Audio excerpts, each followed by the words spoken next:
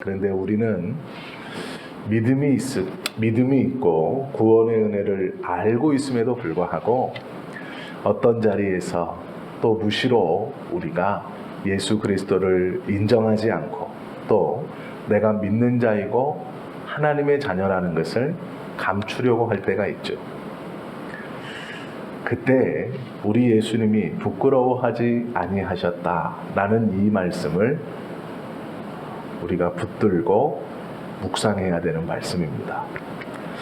우리는 믿음의 은혜를 고백하지 않는 사람들이 아닙니다. 고백하고 하나님께서 우리에게 베풀어 주신 은혜를 감사할 줄 알고 또 그러기에 이 새벽에 나와서 기도하고 찬송하는 것이죠. 그럼에도 불구하고 우리의 삶에서 무시로 예수 그리스도를 잊어버리고 또 어떠한 자리에서 예수 그리스도를 부끄러워하면 안 되는 사람들입니다. 베드로는 3년 반 예수님을 부지런히 쫓았습니다. 그리고 가장 가까이에서 예수님의 말씀을 들었고 또한 그 말씀에 반응하기도 잘했습니다. 칭찬을 들은 일도 많았고 예수님께서 시키신 일을 잘 감당하는 좋은 제자였습니다. 그런데 문제는 예수님께서 잡히시고 빌라도의 법정에 뜰 안에 갇혀 계셨을 때 그는 빌라도의 법정뿐 아니라 헤롯의 뜰 안에서도 예수님을 부인하고 나중에는 저주하며 모른다 맹세까지 합니다. 우리의 모습도 이러지 아니한가 돌아보아야 합니다. 은혜를 받을 때는 좋을 때는 그리스도의 은혜로 감당하고 서로 품어줄 수 있지만 나에게 조금이라도 나의 자존심에 조금이라도 해가 될 때 우리가 주님의 이름을 부끄럽게 하는 것은 아닌가. 우리의 생각이, 우리의 행동이, 우리의 말이 그러한 것은 아닌가. 깊은 묵상이 필요한 말씀이죠. 그리스도와 하나님 안에서 한 가족이 되었다는 이 놀라운 사실은 우리가 주님은 변함이 없으시니 우리가 이 놀라운 은혜를 잊어버리고 또 때로는 망각하고 있는 신앙인은 아닌가를 이 새벽에 잠시 함께 묵상해야 할 것입니다. 오늘 이 말씀은요 주제가 그것이 아니고요. 예수님께서 왜 육신을 입고 이 땅에 오셔야만 했는가라는 것에 대한 설명입니다. 즉 예수님이 이 땅에 육신을 입고 오실 수밖에 없었던 이유가 무엇인가에 대해서 오늘 11절부터 18절까지 말씀해 주고 있습니다. 육신을 입고 이 땅에 오셔야 되는 이유와 그 목적이 기록되어 있죠. 14절과 15절에 보시면 예수님이 우리와 같이 육신을 입으셨던 일, 그 이유에 성육신 하실 수밖에 없는 이유에 대해서 말씀해 주고 있습니다. 그것은요, 하나님의 자녀인 우리가 육신을 입고 있기 때문에 이 자녀들을 영광 가운데 이끄시기 위해서 우리와 똑같은 형제의 모습인 육신으로 이 땅에 오셨어야 했다라고 밝혀주고 있습니다. 육신을 입고 이 땅에 오시면서 예수님께서 세 가지로 큰 일을 하셨습니다.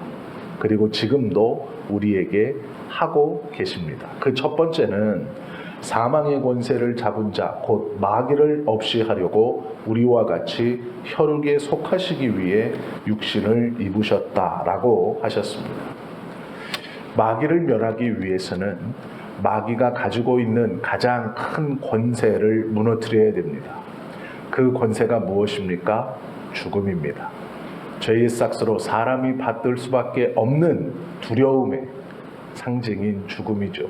이 죽음의 권세를 깨트리기 위해서 예수님께서는 육신으로 이 땅에 오셨고 부활하심으로 그 죽음의 권세를 깨트려 마귀를 누르신 것이죠.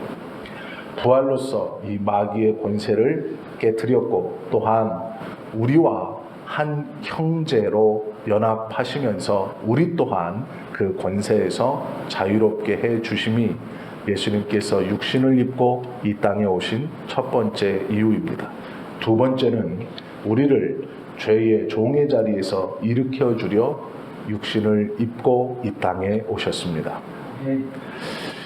우리는 마귀에게 두려움으로 인하여 종 노릇할 수밖에 없는 존재들이었습니다. 그리고 그 종 노릇의 싹스로 받는 것은 사망이었습니다.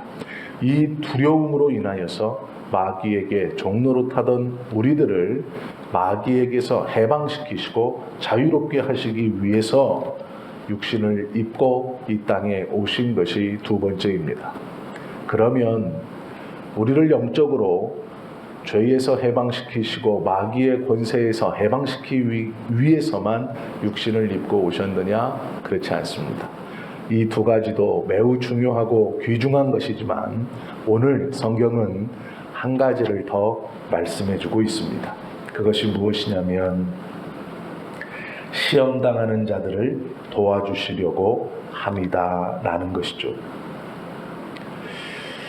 18절 말씀에 보시면 그가 시험을 받아 고난을 당하셨은즉 시험 받는 자들을 능히 도우실 수 있느니라 말씀하고 있죠. 예수님께서 이 땅에 육신의 모습을 입고 사시면서 우리가 당하는 모든 고난을 몸소 직접 당해 보셨기 때문에 우리가 시험 당할 때 그 예수님께서 친히 도와주실 수 있다라는 것이죠. 도와주신다라는 것입니다. 우리가 이 땅에서 경험하는 모든 시험을 하나님께서 지켜보고 계신 것뿐만 아니라 예수님께서 친히 그 시험 가운데 우리를 도와주시고 계신다라는 것이죠.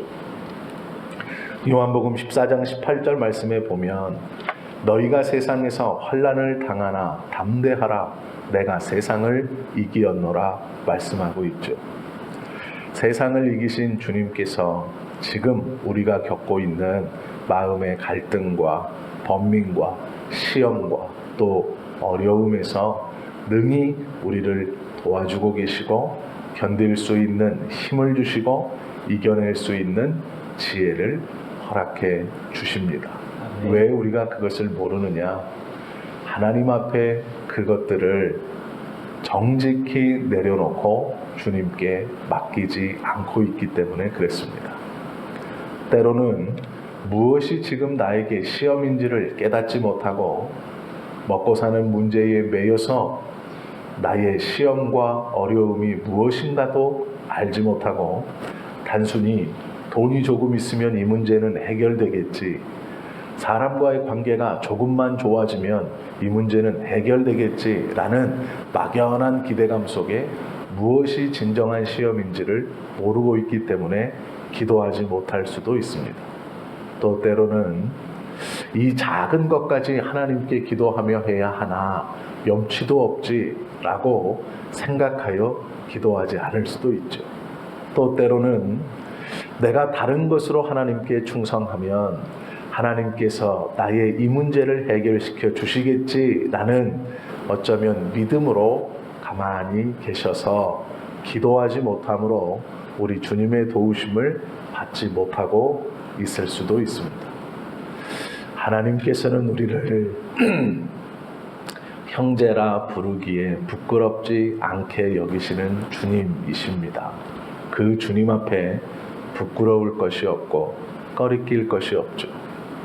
그 주님은 육신을 입고 이 땅에 오셔서 우리에게 사망 권세에서 자유함을 주셨을 뿐 아니라 마귀의 종노릇하던 우리를 건져 하나님의 백성이 되게 해주셨고 직접 그 많은 고통을 당하셨으므로 우리가 지금 겪는 그 모든 고통의 친히 위로자가 되시며 해결자가 되주실 분입니다. 이 놀라운 은혜를 위해서 예수님께서 육신을 입고 이 땅에 오신 것이죠. 하나님은 성경을 통해 감당하지 못할 시험을 주지 아니한다 말씀하셨고 또 감당하지 못할 시험을 허락하시면 분명 피할 길도 주신다 말씀하셨죠. 우리가 혼자서 무엇을 통해서 나 혼자서 이겨보겠다, 해보겠다라고 하는 것은 어리석은 짓입니다. 하나님은 협력하여 선을 이룬다라고 말씀하셨습니다. 우리가 함께 서로를 위해서 기도하고 서로의 문제를 놓고 함께 중보하고 또한 협력하여 선을 이룬다라는 것은 사람과 사람 사이의 협력을 뜻하기도 하지만 내 안에 내주하시는 성령과의 협력을 뜻하기도 합니다. 그 성령의 인도함대로 주님의 이름으로 하나님 앞에 모든 것을 맡길 때 협력하여 선을 이루어 가시는 주님의 은혜를 경험하게 될 것입니다. 이 새벽에 하나님께서 우리에게 허락해 주시는 이 기도의 시간은 너무도 귀하고 복된 것이죠. 우리가 믿음의 형제들을 위해서 기도할 수 있고 또한 성령 하나님과 협력하여 그 기도를 온전히 하나님 앞에 드릴 수 있는 것이죠. 이 귀한 예수 그리스도의 은혜를 우리 모두가 받으며 살아가시는 저와 여러분 되시기를 주님의 이름으로 축원합니다.